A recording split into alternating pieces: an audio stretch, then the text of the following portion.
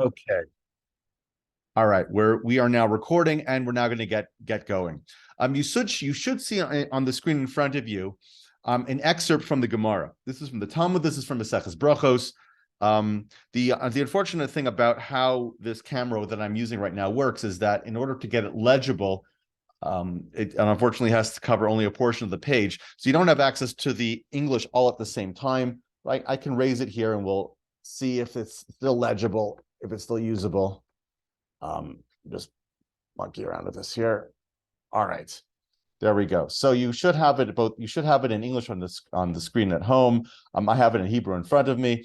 I have Ephraim and Eugene. They're present here with me right now. And it's great to have all of you. We're going to take a look here at this Gemara. So this Gemara over here will actually has a lot to say. This is actually a Gemara that we've all seen together. This is the Gemara that describes the morning brachos. And it starts off with something that we have been discussing. What page in the book is it? So this is actually just an excerpt from the Talmud that I have. This is Daf Samach Amud Beis, which is 60b of the Gemara in Brachos. So this is not something that you would have in Rabbi Schwab's Sefer. He does quote it, he does paraphrase it, but we're looking at the original text. So let's take a look. He starts off by saying that we begin waking up in the morning. Instead of saying Moda Ani, we say Elokai Neshama. If you recall, this is something we've discussed. We've mentioned this a few times in the past. We say Moda Ani in the morning because we now recognize we have to wash our hands. But in Talmudic times, they did not necessarily think that one has to wash their hands upon waking up, and therefore they would invoke God's name. And so their morning statement, instead of Moda Ani, was Elokai Neshama. What we say in the morning as part of the blessings for the Torah, they would say as part of their Moda Ani. So it says that when a person wakes up, Kimitayr, when a person wakes up, Omer, he should say the following: Elokai Neshama shenasat bi tahorahi, so on and so forth. He says the entirety of the text that we normally say. But then he gets into some interesting statements. Ki shama kol tarnagol. When you hear the voice of the rooster, Lema, you should say the following bracha: Baruch Ato Hashem Elokeinu Melech Haolam Asher Nosan L'Sech V'Vina Lachvin Ben Yom V'Ben Laila. Blessed are you, Hashem, King Master of the universe, who has given the rooster the discernment to tell the difference between day and night. But notice there's something interesting here. It's not something that you say when you go to shul. It's something that happens in the morning when you wake up and you actually hear the rooster cry. And he continues, Ki posach ene, when you open your eyes for the first time, you say, Lema Baruch Pokech Ivrim. You say, blessed are you, Hashem, who gives sight to the blind. Ki Toretz, when you stretch yourself out, Yosef, and then you sit up for the first time, Lema Baruch Matir Asurim. You say, blessed are you, Hashem, who frees thee bound. Ki Lavish, when he gets dressed, he says the following, Baruch Malbi Sharumim. Blessed is Hashem, who clothes the naked. Ki Zokif, when you stand up straight for the first time, you say the bracha Baruch Zokif Kafufim. Blessed are you, Hashem, who straightens the bent. Kinachis la'ara, when you put your foot on the ground for the first time, you say, Baruch Roka ha'aretz al hamayim, blessed are you, Hashem, who spreads the earth out over the water. Ki misane, when you put on your shoes, Lema, you should say, Baruch hamech mitzadei gover. I'm sorry, it's not when you put on your shoes, rather, this is when you take your first step. Ki misayim misane, when you actually put on your shoes, then you say, Shasali kol tzarki. When you put on your belt, you say, Ozer Yisrael B'Gvura. When you put on your hat, you say, Oter Yisrael B'Sifara, who crowns Israel with glory. When you put on your tzitzis, you say, Asher Kiddushanu B'Mitzosa B'Tzivanu L'Hisatef B'Tzitzis. When you put on your tefillin, you say, Asher Kiddushanu B'Mitzosa B'Tzivanu L'Haniach Tefillin. And so on and so forth. When you wash your hands in the morning, you say, Al Natilas Yadayim. And then when you wash your face, you say, Hamaver Chavle Sheina Me'enai. You have removed the blinds or the eyelids of sleep from my eyes, and you've removed slumber from my eyelids. So you see that this is a series of brachos that we're all very familiar with, but they're not necessarily brachos in the context that we're familiar with, because we're saying here that these are all something that are brachos that are accompanied by actions. When you're putting on your shoes, you say the special shoe bracha. When you put on your shirt, when you put on your clothing, you say the special clothing bracha. When you put on your belt, you say the belt bracha. It's not like what we do today. And in fact, the Rambam says that indeed this should be still practiced in this manner. When we get dressed and when we do things, we should actually be putting on all of our things and be making the bracha. That's what the Rambam says. But this would also imply, and this was something that that I was discussing earlier today, it also would seem to apply that if you were to be in the city of Calgary and none of your neighbors have an urban farm and there are no chickens in your neighborhood or on your block, and you do not hear the rooster cry, according to the Rambam, then perhaps you should not be making that bracha also. And that is definitely so. There are halachic opinions that do say this, but that's not exactly what we do. From the very earliest generation of post-Talmudic rabbis, the Gaonim, we find that in fact the practice as we have it now had been adopted from that very moment. That was something they were doing from the first generation post-Talmud. So we're talking the 5th, 6th century, very early on, where people were reciting these brachos in shul, not at home as they would get up and do their morning routine. You'll also notice, if you're paying very close attention, that the order of the blessings are really out of whack. Besides for the brachos that are not mentioned here at all, which there are a few of them, we'll get to that in a moment. But the order of the brachos themselves, according to the Gemara, this is how a person wakes up. This is the order in which he does things. The order of our brachos of Birchas HaShachar are not in this order. They're very much out of this order. They're not layered this way. And in fact, we have several other brachos that are not to be found in this Gemara at all. This Gemara deals with the morning routine. There's another Gemara in Menachos that asks a different question. We have to say 100 brachos over the course of the day. How do we get the total of 100 brachos over the course of the day? Well, the Gemara says, well, you eat food, you say the Amida, that's 90 brachos, you say that 3 times a day, that's almost 60. That's almost 60. You say Birchas Hamazon at least once or twice a day. But also the Gemara says there are some additional brachos that we add and that we say each and every day. What are those brachos? Shelo Sani Isha. We say the bracha, thank you, blessed are you Hashem, who's not made me a woman. We say the bracha, Shelo Asani Goy, as well as Shelo Asani Bor. You have not made me an ignoramus. Is that what we say? No, right. We have Shelo Asani Goy, Shelo Asani Isha, and Shelo Asani Aved. Not in that order, but we have those are our 3 brachos, right? We have thank you. We say we bless Hashem for not making us a slave. But we do see that there are these additional brachos, and they were inserted into our series of morning brachos that we just read in the Gemara and Brachos. So we have a series of brachos that are part of the morning routine in Maseches Brachos. We have these additional 3 brachos that should be said every single day. It does not say in this Gemara here what time of the day they should be said, but seemingly we have inserted them inside our order of morning brachos that we're not saying, at least according to the halacha, at least according to how the Gemara says they ought to be said. So what exactly is going on over here? What are we doing? And there's even a final bracha that's not mentioned at all. It's not mentioned in any Gemara. And in fact, because it's not mentioned in any Gemara, it is actually very specific to one group of Jews. Ashkenazim are the only Jews who say, Hanosein la yo'ev koach. Blessed are you, Hashem, who gives strength to the weary. Only Ashkenazim say this. This is not to be found in any Gemara. It's not to be found in any part of the Talmud. It is a bracha that originated in the 12th century. We don't find it until the times of the Crusades, where it somehow gets inserted into the Siddur. The earliest source that we have for it is from the Machzor Vitri, which is a 12th century source. There's hypothesis that this bracha Nosen Le'oiv Koch is directly related to the Crusades, and hopefully we'll get to that soon. But we definitely do see that there are brachos in the Gemara that are in a particular order. Not the order that we say, not the way we say them. We also see there are additional brachos that get inserted, that get added to that set of brachos, and there's even an additional bracha that was dreamed up, that was composed by rabbis from a much later period. So what exactly is going on over here? What exactly is this all about? So I mentioned before that from the very earliest ages, from the very earliest generations, we find and we see that the order was altered, and the location, the place where these brachos were said also shifted. Rav Natruni Gaon, who was one of the earliest post-Talmudic rabbis, as well as in the Siddur of Rav Amram Gaon, about a generation or two later, they describe the service much as we do it. Now, the order is still somewhat different, but the way that we do it is repeated, is as we have it, rather. As with regards to Elokai Neshama, that we've spoken to several times, we stop saying that in the morning. We stop saying that as the first thing we recite as we wake up, because we recognize that we have to be washing our hands. Maybe they slept differently at different times. Maybe they wore better pajamas than in later generations they wore, and maybe their hands were not coming in contact with body parts as they had been.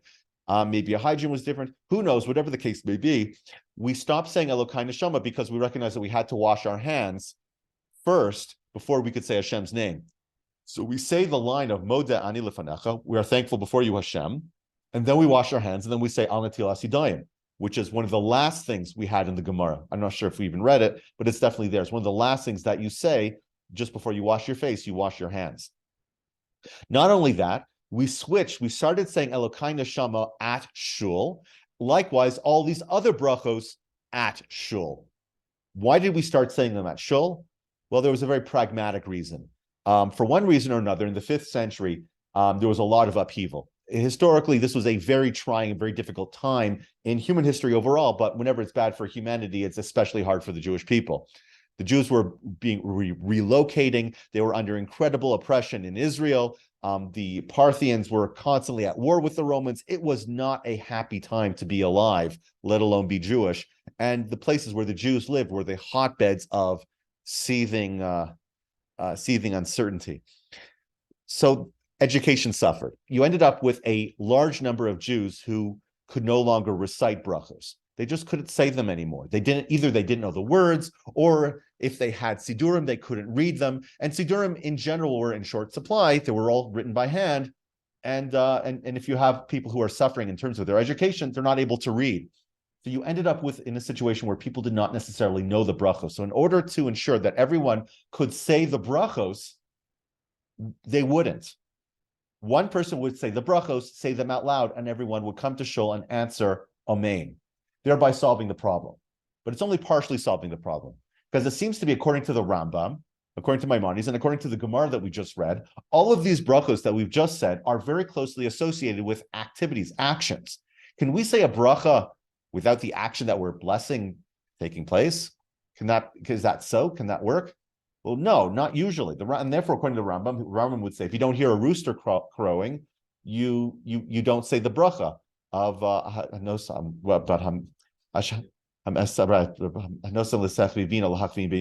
we wouldn't be making that bracha according to the Rambam. But the Rambam's not the only opinion, and the Tosfos, which obviously also contemporary of the Rambam, a generation or two later, however.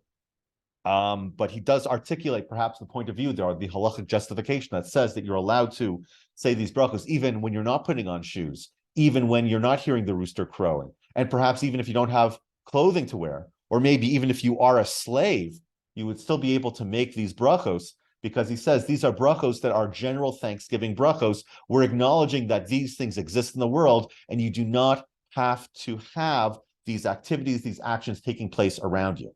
So according to the Tosafos, we don't have to hear the rooster crow, but since we know that the rooster does crow in the morning, and it is the morning now, we can say thank you, Hashem, for providing that level of discernment in the world that even a rooster could tell the difference between day and night. We can say thank you, Hashem, for providing shoes, even if I'm not wearing shoes today, which is actually pertinent in halacha. It's a really big question. On Tisha B'Av and on Yom Kippur, can you say the bracha of Sha'asa Li Kol Tsarki, which is about shoe wear? It's about wearing shoes. Well, according to the Rambam, you cannot make that bracha, and many Jewish communities do not say a bracha on those days, do not make those brachos, but predominant minhag Ashkenaz is to say them, and it's predicated on this Tosafos that holds that that these brachos are not about specifically things that are happening to me, but they're general blessings of thanksgiving that we would acknowledge because now is the appropriate time as a person wakes up in the morning and as a rooster would crow. All right, yes, we're going to get to the Rav Schwab in just a second. I was just giving a bit of a preamble because that's what we did. Yes, so we're going to go to Rav Schwab, and we are on approximately page 28. You are correct, Judy. All right. And here we have more to say about this. Now, one of the things that we've spoken to is the fact, and you know what? Here, actually, I would like to take a look at the brachos themselves first. Let's do that. So we have the siddur over here, and Eugene has wanted me to put this to the public vote. I like using the Mitsuda primarily because, and I'm going to shrink this out so it's a little bit easier to see, primarily because you have the English translation right next to the word, which makes it a little bit easier to discuss or describe or speak about what exactly we're addressing. But if you would rather we use an article, that is absolutely fine, and that's what we'll do the next time. But let me know. Here we have the bracha. Let's talk about these brachos. So what do we have first? We had the Elokai Neshama, we had the Birchas Torah, and here we have the bracha that we've spoken about. We just recently saw in the Gemara, the bracha that talks about roosters and chickens. Blessed are you, Hashem, King, Master of the universe, who gave the rooster understanding and gave the ability to distinguish between day and night, even to something as a chicken. That's followed then by, and let me get the right page. That's then followed by the three Shaloh Osanis, and this is the correct order that we have it over here. We have, right over here, Shaloh Osani Goy. Hashem, blessed are you who did not make me a non-Jew. Baruch atah Hashem, Elokeinu melech haolam, Shaloh Osani Oved. Blessed are you, Hashem, who's not made me a slave. Baruch atah Hashem, Elokeinu melech haolam, Shaloh Osani Isha. Blessed are you, Hashem, who's not made me a woman. We are here talking about three did not make me's that immediately follow the rooster. And the question that Rav Schwab really wants to address is, what do you mean? What exactly does that come to say? Thank you, Hashem, for making me a rooster. And in order to really answer this question correctly, or to really sort of address this question to the full extent, we have to also recognize that we're working here with the translation of roosters, but that's by no means a universal translation. I seem to recall, I'm trying to think, I think I looked up in a concordance once. I did find it does seem to be that in at least one or two places in Tanakh, the word sechvi does refer to a rooster. That said, it's not universal. And if you're looking in the Rav Schwab, we're on page 29. We are talking here about a rooster. That's according to Rashi and the Tosfos. And they connected. There's actually in Arabic, apparently the word sechvi also means a rooster. Now, I have to admit something. I went on to Google Translate to try and ascertain if this is in fact correct. Is a sechvi a rooster in Arabic, as Rashi and Tosfos posit? Perhaps maybe at one time it was, but in modern Arabic, the word sechvi does not mean a rooster. I had to go back and forth, like try to transliterate the word sechvi into Arabic, try to figure out how to do that and see if what that comes up with using Google Translate. Going to Google Translate, just looking up the word rooster, and you get something completely different. It's actually interesting. Do you know what the word is for rooster in at least modern Arabic? Geber. Huh? Or givra, or something like that. Something comparable to geber, like we have in Hebrew. Whatever the case may be. Anyways, so one other thing. Oh yeah, this is also important. We should talk about this too. What tense is this blessing in? Baruch atah Hashem, Elokeinu melech haolam, asher nosan l'sechvi. Asher nosan. What tense is that? Is that present, past, or future? Present. Nosan, shomar, shomer, yishmor. Nosan is past tense, right? Nosan is past tense. We never say brachos in past tense. Brachos are never articulated in the past tense. They're almost always in the present tense. Hamotzi lechem min haaretz. Hashem is taking bread, or is taking bread from the earth, from the land. Beurei minei besamim. He creates beneficial spices. We find that the brachos overall are almost exclusively in the present tense.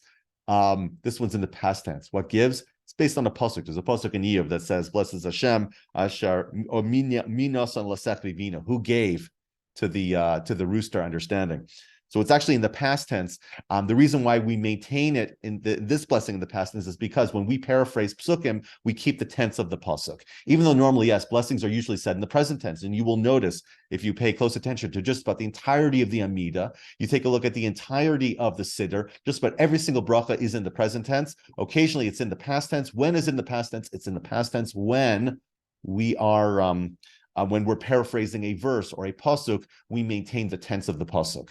And we find other examples of this as well. There are. Let's just continue for now. Just as a corollary to that, if you take a look at Sephardi Sidurim and Nusach Ari, it's actually not in the past tense; it's in the present tense. I think I don't recall. I was going through this at one point with the Chabad girls at Akiva. I don't remember what the Nusach Ari is, but I definitely do know that in some of the Sephardi Sidurim, it is in the present tense. So this is just sort of an Ashkenazi idiosyncrasy. But let's get back to this. So the word sechbi, according to Rashi and Tosfos, is a rooster. So we're talking here about a rooster. We're talking about a rooster that has the ability to discern. The word bina means something something from which you can distinguish. Now, you could take two very different things, and immediately know right away that there's something that differentiates them, right? The example I gave earlier today, you can have an apple and an orange. You can tell right away that these are not the same fruits. But bina is a reference to a much deeper understanding of perhaps a nuance of difference. For example, being able to tell the difference between a BC Macintosh and an Ontario Macintosh. Now, unfortunately, Bisman Hazen, nowadays, the quality of the fruit in the supermarket has degraded to such a degree that everything tastes awful to me. But at one point in time, I absolutely could tell the difference between a BC Macintosh and Ontario Mac. And Ontario Macs were all the rage. They were absolutely amazing, and BC Macs were green and gross. But that was only if you were a connoisseur of Macintosh apples, such as I. Most other people would not be able to, I would not assume, would know right away what the difference was, or even if there was a difference. A Macintosh tastes like a Macintosh to most people. And that's just, again, not an Ashkenazi idiosyncrasy, it's a me idiosyncrasy. But that's when we talk about bina. It's being able to detect or to isolate a nuance of difference, similar to how the rooster is able to discern, is able to distinguish between the moment before what would we call that? Alos HaShachar, and the moment after Alos HaShachar. The rooster crows at a particular point in the morning. And that particular point in the morning, the moment before and the moment after, is no different. Yet somehow the rooster is able to know, and astronomologically, I didn't say that right, but whatever, there is a very specific time, and that is how we calculate alos. The rooster is able to detect it, but if you and I were to look at the sky, we would not be able to see anything at all. HaKadosh Baruch Hu gave the rooster this amazing ability. And so it's in the morning when we recognize and when we encounter this incredible ability of the rooster, we praise Hashem, who gave the rooster this innate ability, who planted it into the seeds of creation at the time of creation, and it still perseveres, it still exists to us until this very day. So we are thanking Hashem for the incredible miracle that the rooster's brain, the size of a thimble, has this ability, has this capacity to tell the difference between day and night to a degree that we cannot as well. Now, that is according to the Baal HaTosfos and Rashi. The Baal HaTosfos and Rashi say that this bracha is talking about a rooster. That said, the Rosh and Rabbeinu Yonah, they actually say that it's not talking about a rooster at all. Rather, it's talking about human intellect, the human ability to discern and to differentiate between things. And perhaps these two things are connected. Perhaps these two things are related. We're thankful to Hashem that the rooster is able to make that calculation and to inform us of this change of state, and we're able to understand and know what the rooster is trying to teach us or is trying to tell us, and we're able to thank Hashem for that human ability, for that ability to discern, and that's the entirety of the bracha. But the question then has to be asked: we only make this bracha at sunrise. Why don't we make this bracha at sunset? Sunset and sunrise are awfully similar. We have a moment before and a moment afterwards where you really would, unless you were a real expert in the sky, you would not be able to know. Why don't we make a similar bracha, just like we do in the morning, we do in the evening? Similar to Hanosen Lasachli Vina, let's say, especially according to the Rosh and Rabbeinu Yono, say this is about human understanding. We know that the time has changed. We know that it's now Bein Hashmashos. We know that if it were Shabbos, we're not allowed to do a vote any longer after this point. Why don't we make the same bracha? And so the answer is that in order to answer this question, we have to ask a different question, perhaps. And that is, when does the rooster crow? The rooster crows only in the morning. The rooster doesn't crow at night. There's something about the morning that's different. There's something about the morning that is special, that differentiates the morning from the night. What is it? Well, there are several ways that we could answer this. And in fact, Rav Schwab, in the English and in the Hebrew, give two different explanations, two nuances of difference. But essentially what it boils down to is that by the end of the day, we're tired, we're bedraggled, we are sleepy. Also, perhaps we're even disappointed that we were not able to get to everything that we wanted to today. Maybe our to-do list was only half met. And sometimes, even if we don't have a list at all, sometimes we have really, really, really bad days.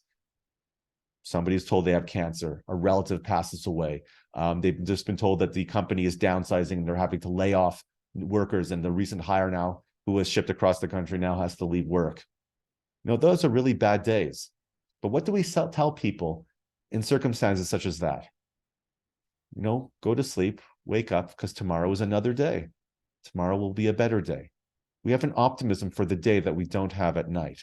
The night we've experienced the disappointments of the previous 12-hour period, and we're hopeful that the next day will be better. So the rising of the sun only has the rooster crowing because the rooster is able to tell the difference between day and night. And we acknowledge that there is a difference between day and night. There's even a difference between the transition from night to day and day to night that the rooster is also cognizant of, that the rooster perhaps is also aware of. And that formulates the rationale, the reason why we make the bracha. Because we're able to perhaps understand and detect that there's something unique and there's something special about the dawn versus sunset. And that ability to discern and to differentiate between day and night, nightfall and sunrise, let's say, is something that requires a very special bracha. And this is how Sham Shmuel Hirsch explains it. And I have it over here that's highlighted. Based on the foregoing, we can now understand the reason why the bracha of Shlos Ani Goy is inserted immediately after this point. Rabbi Shamshon Raphael Hirsch, in his Perush, in his commentary to Tefillah, explains that just as the rooster has been given the ability by Kadosh Baruch Hu to distinguish between day and night, while the difference is still hardly noticeable, and announces it to the world with loud crowing, and this is significant because the day is an optimistic time versus a negative time, so too HaKadosh Baruch Hu has given the Jewish people the mandate to enlighten the world with the great truths taught by the Torah, even if the world is still dark. There's something encouraging and there's something special about the new day. We have the ability to change things for the better. And just as the rooster crows and announces the new day with that enthusiasm, so too is indicative to us about our special mission that we have as Jews. That we have as Jews to provide light to the world, even at times when it is still dark. We need to have that same optimism. I've never understood Rosham Shonrafol Hirsch's optimism, but I'll take it as it is. We have been given this mandate as a Mamleches Kohanim V'Goy Kadosh. We've been given this mandate as a holy nation and a kingdom of priests to be a light unto the nations. So we gratefully acknowledge our spiritual leadership and say, Baruch Ato Hashem, Elokeinu melech haolam, shelo osani goy. Blessed are you, Hashem, who has not created me as a non-Jew. Now, this language over here, and we're going to get into this. Shelo osani goy. I've translated it, and we even have it over here in the Metzuda, Shelo osani goy. It's very, very clear. He has not made me. Let me get this nice and close so you can all see it. Right there. Shelo osani goy. It's not made me a Gentile. Is that really what a Gentile means? I mean, is that really what a goy means, rather? If you were to open up a Chumash Ephraim, and you were to say the word goy, nation. It means nation. It doesn't necessarily mean a non-Jew. So perhaps the text should actually read, if we want our brachos to reflect the most accurate and the most best version of Hebrew without any ambiguity, without any confusion, maybe we should say Nachri. And in fact, if you were to open up some of the German Sidurim, and I was commenting to Eugene earlier. My son David Aaron actually uses a Yekish Siddur. When we were living in London, we were davening at we went to the United Synagogue. I was a rabbi at the United Synagogue, at a United Synagogue congregation, and there is an official authorized Siddur that is used. And that is based on the German minhagim. And I'm also pretty familiar with the German minhagim anyways, because of my father's mother's family. His siddur actually says, it does not say Shalosani Goy, it says Shalosani Nachri. That's amongst other differences. So perhaps we should say Shalosani Nachri as opposed to Shalosani Goy. However, if we were to actually go back to some of the original Sidurim, some of the oldest Sidurim, you will always find that the word Goy is inserted there. The word Goy is always the word that's used, because Goy, while it is true in biblical Hebrew, meant one thing, in rabbinic Hebrew it meant something else. And we're very comfortable, we're very happy using rabbinic Hebrew when it comes to brachos, especially as the rabbis were the ones who wrote brachos. Where else do we see that we use rabbinic word usage as opposed to biblical word usage in brachos? Well, we actually say it when it comes to the Arba Minim. What bracha do we say on the Arba Minim? Do we say Baruch to Hashem Elokeinu Melech Haolam Asher Kiddushanu b'mitzvosav v'tzivanu al ha'arba minim? Right. Because the lashon of Chachamim, we refer to the Arba Minim as the lulav. You're shaking the lulav when you're shaking all four species. And there's another example. I don't recall offhand in the Hebrew version. He has several other examples, but we do see that the word usage that is chosen for brachos reflects rabbinic Hebrew, not biblical Hebrew, so we don't have a problem. A goy means a non-Jew. We sometimes find, however, in some of the Gemaros that the word has been replaced not with the word goy, but rather with the acronym akum, which means ovdei kochavim umazolos. Well, that's pretty much universally known to be not the language of the original Talmud. Rather, that's the language of the censors. Throughout much of Jewish history, throughout much of medieval Jewish history, especially in Europe, our Gemaros had to be read through by the church, and anything that was offensive to non-Jews had to be censored out. So a lot of the times you'll find that in the Gemara, when it means somebody non-Jewish, it uses some turn of phrase that can be interpreted to mean something else. Like instead of a goy, it says kuti, which is a reference to specific groups of people. So we do find that the censors did censor it out. So in all the original nuschos, it's pretty much universally known and recognized that in all the original Sidurim, all the original Gemaros, the text said goy. We do find that the German communities did start using the word nachri, but that was a rather recent development, and that was in response to a desire to try and use a much more, biblical Hebrew. But it's an unnecessary change. The word goy is perfectly adequate. We also find that sometimes this bracha is voiced in the positive. Thank you, Hashem, or blessed are you, Hashem, who's made me a Yisrael. Again, that was another way we got around the censors, but that was not the language of the original bracha, and that actually contradicts several other sort of halachic obligations that we have. The language of "thank you for making me a Yisrael" is actually incorrect and is probably greatly problematic. And if you're interested in knowing why, I'm happy to go through that with you at a different time. Okay. So we have right.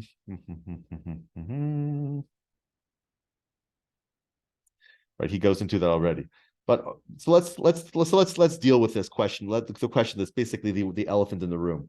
We're saying Hashem, blessed are you, Hashem, who's not made me a non-Jew and who's not made me a woman. We're going to get to the slave in a moment, but the question has to be asked: are we really gloating? Are we saying it's good that we weren't created in these other guises?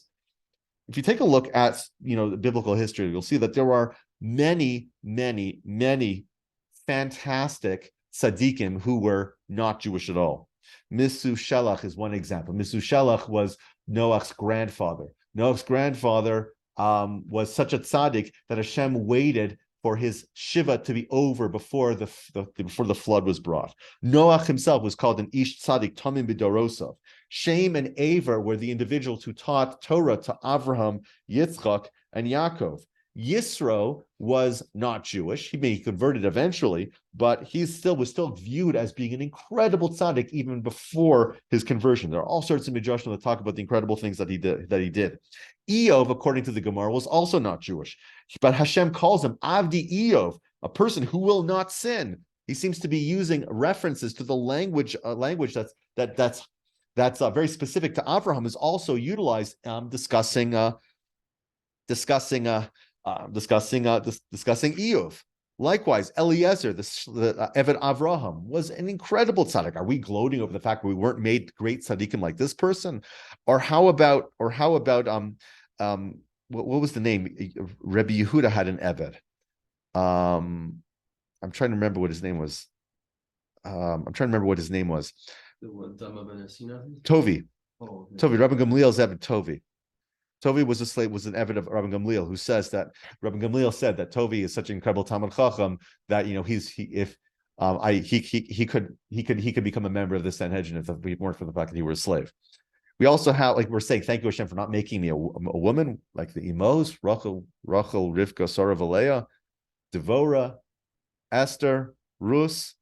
These are all people that are incredible tzaddikim. Are we really gloating? There's no way in the world that I am anyway as great as any one of these people that we've mentioned, and I'm a natural born Jew. So how can I say these brachos? Thank you for Hashem for not making me a non-Jew. Thank you for not making me a slave, and thank you for not making me a woman. It's not really a thanks.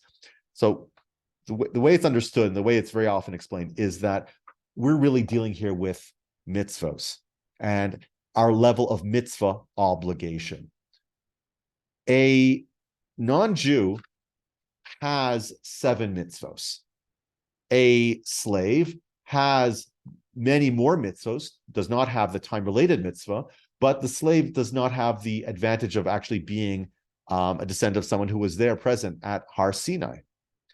Likewise, a woman does have that advantage, and so she has something. She has like a leg up over the Eved. But when we look at level of mitzvah obligation, Jewish males have the greatest number of obligations. And that's ultimately what we're thankful for, and that's really what we're highlighting in this bracha. We're not saying that we're better. We're not saying that we look down on anyone. We are legitimately thanking Hashem for the opportunity to do mitzvahs, and it's predicated on a very particular idea. There is a sense that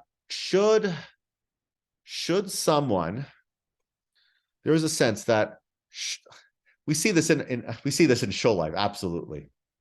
Let's imagine for a moment that I'm walking into the library here, and I see some books on the table.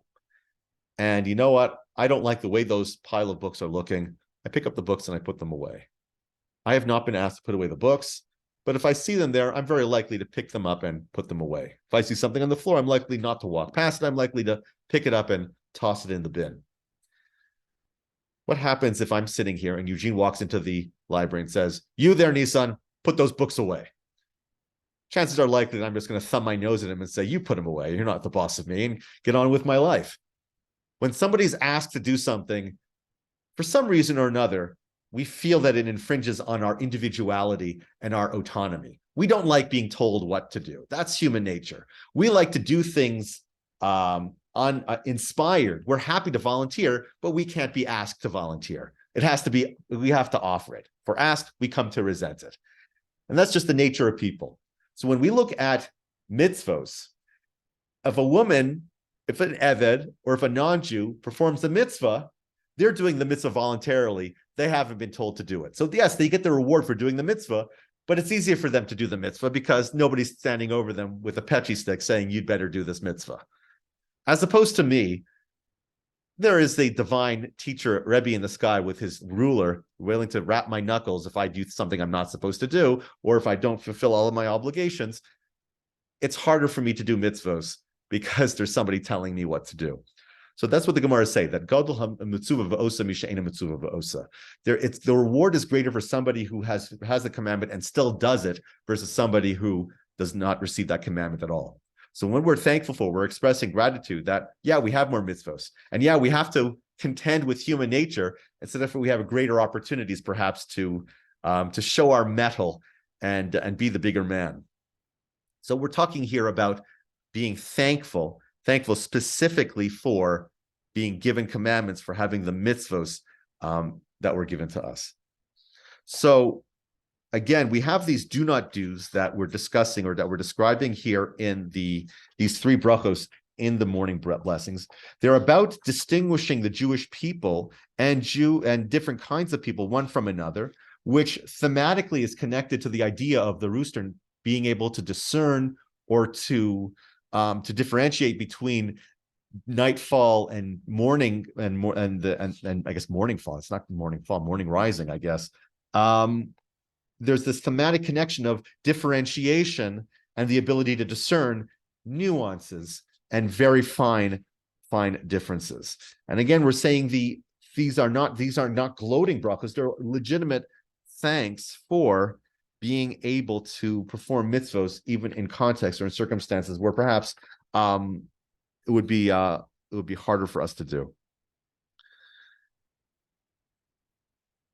Now, one thing we have to touch on is this bracha of She'osani Kiritzono. So that's the bracha that a woman would say, instead of saying She'osani Isha, She'osani Kiritzono, we say, blessed are you Hashem who made me according to his will.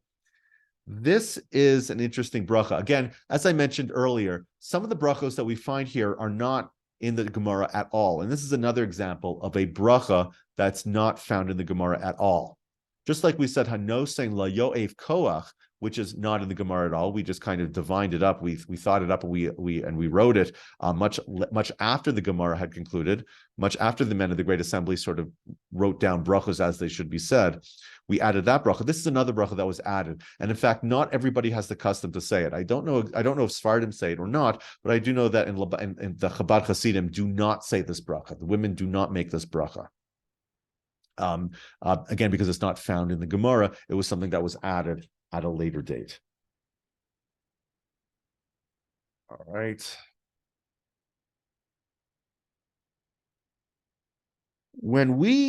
This is just, we do have a few more minutes before we have to run off to davening. What time do you have? Time is it 1:45? I'm going to take a look at these next two brachas right over here. We say, Baruch to Hashem, Elokeinu melech haolam. Blessed are you, Hashem, King, Master of the universe, Pokeach Ivrim, who opened who gave sight to the blind. Baruch to Hashem, Elokeinu melech haolam, Malbish Arumim. Blessed are you, Hashem, who clothed the naked. If you're in my son's siddur, I mentioned it's a siddur according to German practice. These brachos are actually reversed. I'm just reading how it's explained over here. This is the reverse of the order found in the Gemara. The change is supported by the Shulchan Aruch. The Mogen Avram comments that since one has not yet washed his hands at this point, he may touch his eyes only with the aid of a garment. This would then require him putting on the garment first, and then via the garment touching his eyes, and then saying Pokeach Ivrim. However, according to the present prevailing order, whereby one washes his hands before making all of these brachos, there would be no problem in touching his eyes first. So while Minhag Frankfurt, or the German custom, follows the order of the Shulchan Aruch, the generally accepted minhag of saying Pokeach Ivrim, which is then followed by Malbish Arubim, reflects the reality of our present-day order of washing our hands before saying all the brachos, which would allow one to touch his eyes before dressing. So again, the order of the Gemara had the Malbish Arumim first because they would do this before they would wash their hands. They would have to get dressed first before they touch their eyes. So therefore, they would say Malbish Arumim first, and then they would say Pokeach Ivrim, who opens their eyes. Our order reflects the change of order that we find that has come down to us because the order of the morning routine has quite drastically changed. Therefore, our siddur can support the change in the order, which makes more thematic sense versus the order that reflected greater practical sense. And this is a good place to stop. Those who are here have to make our way off to davening. We have about another 5 or 10 minutes or so. So this is a natural breaking point, and we will continue from this point next week. And thank you all for joining me. And I am open now to any questions, comments, or rebuttals.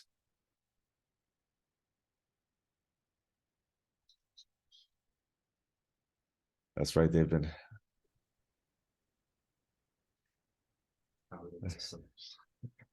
All right. Be well, everyone. Thank you, Rabbi.